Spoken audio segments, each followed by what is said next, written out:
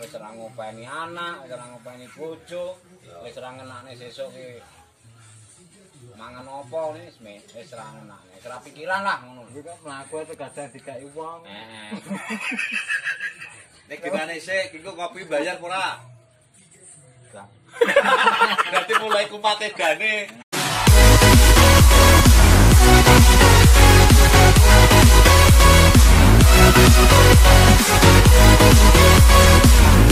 Ker. Wah. Ker. Maknan. Pomo nyapa, iya tak omong bener kaya baki nek ngarep ya. Ngarep iki mesti ya dereke diloroi ngono. Akeh rumoso kaget kok ning dalan iki. Piye, Sek? Piye? Ya pokoke mlaku kuwi nguntrung ae ngono. Ya karo tontal-tontal ngono kuwi barange. Iya sasa muni. Woi! Mesti. Woi! Wis mesti. Kuwi ngarep ning sawahe uga. Sukete oke. Lah wong edan kuwi liwat bengok. Kuwi ngono dikira baki iki sing duwe sawah diloroi jengengak lebane bajingan wong edan. Kuwi wayahe ngene iki hukuman ae. Ya jangan. Kuwi andoke ning kono lho, ning Kreteg. Dukuan sing etan ngono. Tapi aneh ya tepat waktu ya ta. Ya. Jam sakmene semende ning kono, jam sakmene mlaku rono ne. Iya tenan. Bendina ki apal. Ya gumun iki lho, jam-jame ya apal jam. Ora nek gumunku berkatokan detok lho, kaya maksude iki Ya, kaya gatel apa ngono. adem apa gak panasen ngono lho tak nek bengi lho. Wis ning kono wis. Jenenge wong edan kok nyo. Ya lah mulakno. Nek wong edan ngono ya jelas ora mungkin kademen ngono kuwi nek waras Aku wis bolak-balik muni. mikir katokan, mikir gandulane ya disempake yo karepmu dhewe. Aku kadang-kadang wis mikir. Ya penak ngono kuwi nek kowe iki cocok. Lah dadi kang wong udah ngene Kowe lek jangkir gablek duit itu penak ngono kuwi. Gandul ngono. Ya iya. Iki modelmu iki macak waras no, duwe duit kemelinti macak waras ngono to. Nek ora gablek duit kuwi ngedan. Yuh. Gandeng yang ngono lho. Lah iya. Ini dalam hatiku maksudnya. Tak gagas ya aku mau mulai ngaret karo mlaku jane gagas yo menak wong ngono wis. Wis ora ngopeni anak, wis ora ngopeni bojo, wis ora ngenakne sesuk ki mangan apa wis ora ngenakne. Wis ora pikiran lah ngono. Iki kok mlaku tegada dikai wong. Nek gimana sih, kiko kopi bayar ora? Berarti mulai kumpate gane.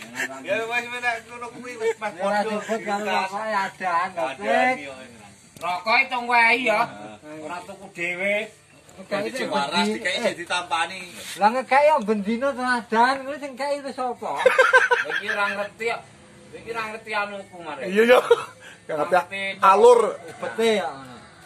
Rezeki iki ora trimo Gusti Allah. ora ngono. Kowe lah ndek ben lak kowe kira-kira gumune, Bos. Aku ki 2 dina lho. Kuwi dibayari uang terus ning warung. Oh iki. Nah, tenan sumpah demi Allah. Aku yo gak kok aku ki ngarep-ngarep yo ora. Kuwi ndelalah. Ning gone Nur lho, ning warunge Nur ngopi lho. Ndelalake lek Sarman ki yo. Anu, kopi karo apa to? Kopi tok lek aku. Apa mbok bayari? Heeh. Kata ngedewe ronan utang kowe. Lah kira-kira kowe anu kowe paling ban nyepon iki Pak Sunar, ya. Lah, nyapa? Aku ya. Ngene iki lho. Ngene iki nek wong waras. Iki jenenge. Waras iki bayaran. Nek edan ya sapa sing arep ngowahi? Aku gemblong gitu. Ya ngerokok wae-waeane boleh lah nyembung to, Mbak. Ngene gak tusu kok. Diwai duit ya. So, ngono ki. Ini wong Allah memberkatimu iki. Nek anu sering-sering nggone Pak Sunar ben mulai dibayar terus. Pak Sunar kok wis wong ampuh. Diomongi. Ampuh ya awake dhewe. Nek awake dhewe gelem kemerenca, gelem kerja ya entuk duit ngono. Bener wi. Gak ngono? Iya. Ya iya. Wong obah iki iso mamah ya ta. Kemerencang ngarit kok entuk duit. Lha iku nek ngarep dipangan wedhus Wedhuse didol kan entuk duit. Lah nek didol. Lah nek ora ya kae srintil. Ben yo bayaran 70.000. 15 sak. Nggih. Lah gak ya padha karo kowe ngaretne pirang sasi di ben. Badeni piro kae? Pirang puluh. Besaran kowe payu piro? 3 juta apa piro kae dinyang? Gak payu. Gak bokekne, besarno terus payune piro karean? 17 bathi to kowe ya, pancet pirang sasi. Piye kae? Sing besar ngarep iki ceritane ngene. Ah, ndang. Sitok wis dituku sapa nosek kuwi iki. Mboke nosek kuwi 2,5 juta. Ah. Lah sing sitok kuwi dinyang dinyang kenci wis 23 ora tak wehne. Ah. Lah to ngopeni terus sasi awit besar kuwi. Yo. Besar Suro Sapar sapa kuwi mbuh aku ora dong. Kuwi iki tak dol ning Mbah Mun. Mbah aku butuh duit anu arep tak dol terus. Lah ini bukan pira to? Lah pira to, Mbah? Slawe payu kok. Lah. Gak payu to mending ngono. Lah pira arepmu ngono? 18 lha tek amblonge tek. Aku tek amblonge ngono. Ya amblonge tek kakean to, Mbah. Nah ini to kowe ngedolmu iki iki aku yo ora entuk job koelan mending ngono. Ya akhire tak wehne. Ya kuwi ceritane ngene. Butuh. Dadi besaran kowe badhimu kokean ya to. Badhi ngarit 3 sasi gitu. Kuwi ora badine kokean to, Bos.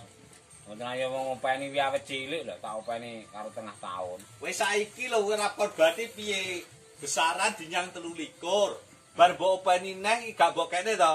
3 sasi cek mbok retne. Ya. Bar terus mbok kene Mbah sapa mun. 18 badine kokean. Kuwi ora bathik. Bathing iki Boko 3 sasi ya to cek tekor. Lah ya piye men ayo butuh lho. Ki nek wong pinter iku kuwi. Ya ampun. Oh. Wah nasib. Nah, aku ya enggak tenayo wonge nang wong ngene iki apa ya rezekinan yo. Tunggale 2,5 gak diwahne nek 18 dikekne. Lah kadang kuwi nek ra siangkip gak. Ini tenan Bos, gak ngada-ngada kok. Anu ora Bicarane kelasnya apa nek wong balungan kere ya. Gak balik kan muni ngono. Gak duwe balungan sugih, balungan kere. Lalah lho. Kenci iki besar iki jenenge wi yo mbok gak rezekiku lah mestine ngono. Kuwi nek murut cara wong hitungane gaib no karep kira-kira wis gak rezekiku mestine. Ya nyatane lho, nyanggonku 23. Kenci, tuku ning pasar wi 2,5 juta ya karo dosku gedhi dosku ki ngono wi kan padha ora rezekiku to, ngono lho. Iya, bener. Mestine kan ngono, mestine lho wi. Terus tanganane, "Ci, jane sido mau." Wes dina 23 ra entuk, mbasa anu aku ya tuku dhewe.